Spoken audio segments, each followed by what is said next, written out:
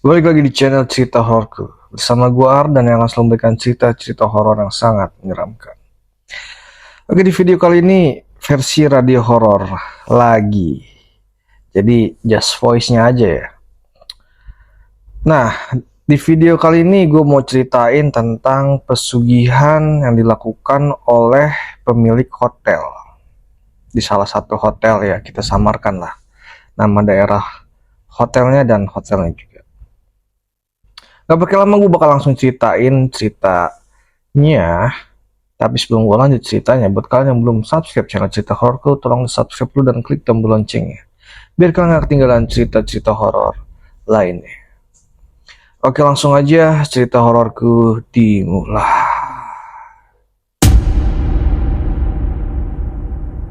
Sini Mat, ikut sama aku. Kerjanya enak dan gajinya ya lumayan lah. Temannya Ahmad menawarkan atau menyarankan si Ahmad ini buat kerja bareng si Yanto ini. Nah, seminggu yang lalu itu si Ahmad kena PHK nih dari perusahaan es krim tempatnya bekerja selama 5 tahun lamanya. Keputusan itu hanya bisa Ahmad terima dengan lapang dada lantaran perusahaan terus-menerus mengalami kerugian akibat pandemi COVID-19.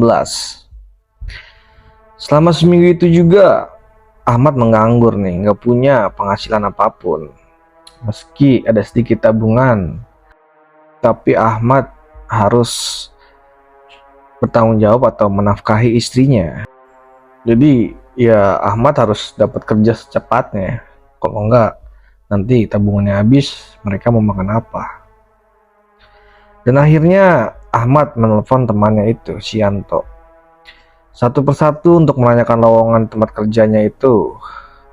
Dia nanya apa aja nih yang persyaratannya lah untuk masuk ke tempat kerjanya Yanto. Dan Yanto ngejelasin persyaratannya nggak terlalu ribet karena kan cuma menjadi pelayan hotel aja. Ya tapi Ahmad tetap bersyukur lah, walaupun cuma jadi pelayan hotel tapi dia masih ada pekerjaan lah dan mempunyai penghasilan yang tetap. Saat dia mengatakan kalau gajinya lumayan, lagi pula jadi pelayan nggak butuh bekerja keras seperti pekerjaanku sebelumnya. Hanya perlu pintar melipat selimut dan pasang senyum ramah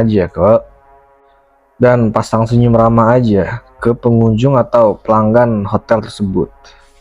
Ya, tanpa pikir panjang, Ahmad langsung menerima tawaran dari Yanto tersebut. Singkat cerita, keesokan harinya Ahmad langsung masuk kerja nih bareng sama Yanto. Yanto memberitahu nih tugas-tugas yang harus Ahmad kerjakan selama Ahmad kerja di situ. Sesi pembelajaran pun selesai. Kami kemudian menuju dapur untuk beristirahat. Nah, saat melewati kamar bertuliskan nomor 313 atau 313, Yanto menghentikan langkah Ahmad di depan pintu kamar tersebut. Dan Yanto membisikkan sesuatu kepada Ahmad.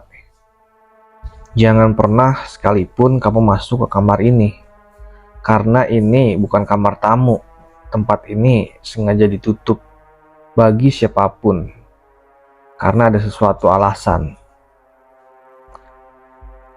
kata Yanto. Memangnya ada apa di kamar ini? Tanya Ahmad sambil kayak penasaran gitu lah. Gak ada yang tahu, Mat. Itu perintah langsung dari pemilik hotel ini.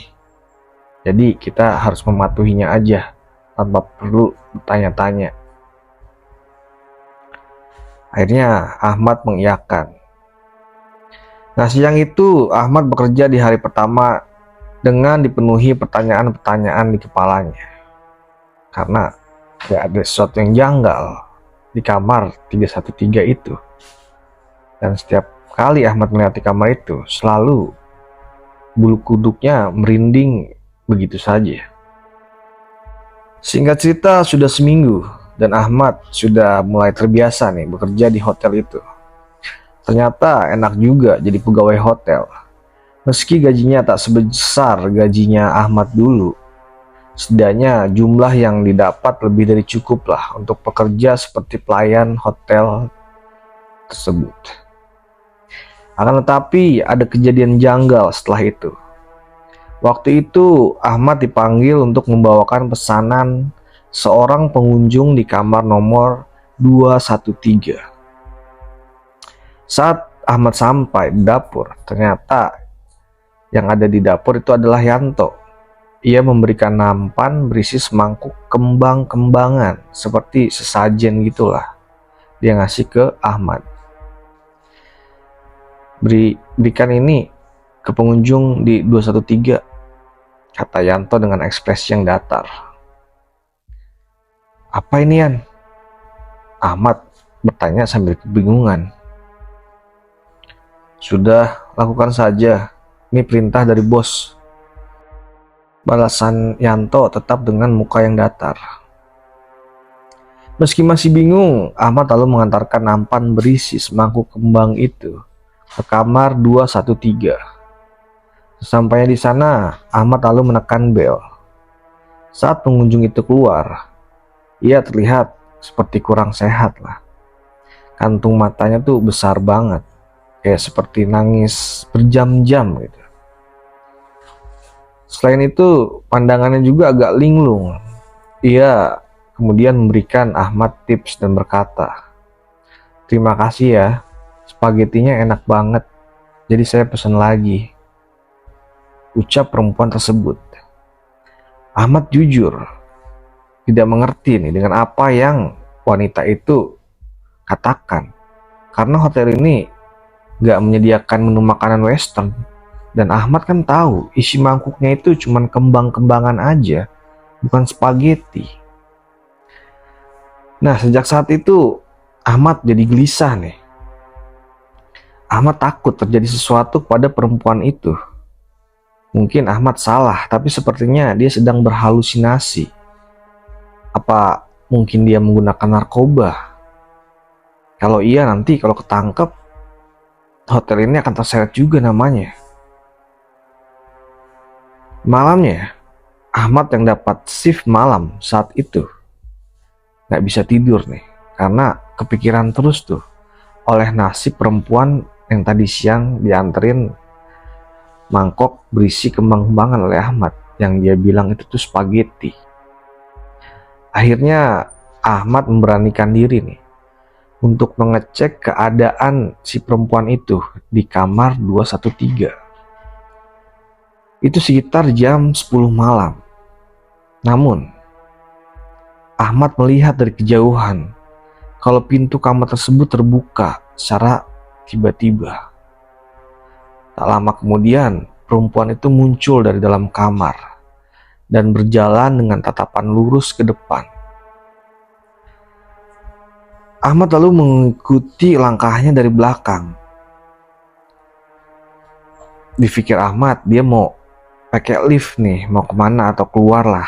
Tapi perempuan itu justru malah naik tangga darurat untuk menuju ke atas, lantai 3.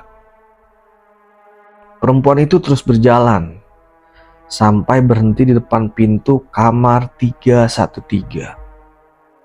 Ahmad langsung teringat kata-kata Yanto tentang kamar itu. Karena kan itu kamar bukan kamar untuk pengunjung atau pelanggan hotel ini. Itu kayak kamar terlarang lah untuk orang-orang masuk ke kamar tersebut. Jadi kemudian Ahmad langsung berlari nih menuju perempuan itu untuk menghentikan langkahnya, karena dilihat-lihat si perempuan ini tuh mau masuk ke kamar 313 itu.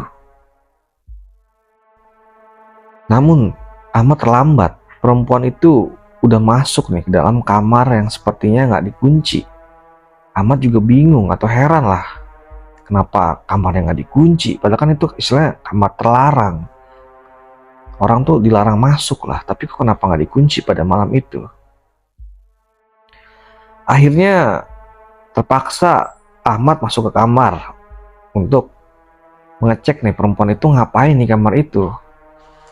Sampainya di dalam, Ahmad kayak shock, kaget gitu. sama suatu hal yang benar-benar kayak ngiloin matanya dia lah. Yaitu Ahmad melihat sebuah lukisan Nyai Roro Kidul yang sangat besar. Lukisan itu digambar dengan indah, sampai-sampai kayak berkilauan lah di ruang itu. Semakin lama Ahmad terbuai nih oleh keindahan lukisan tersebut.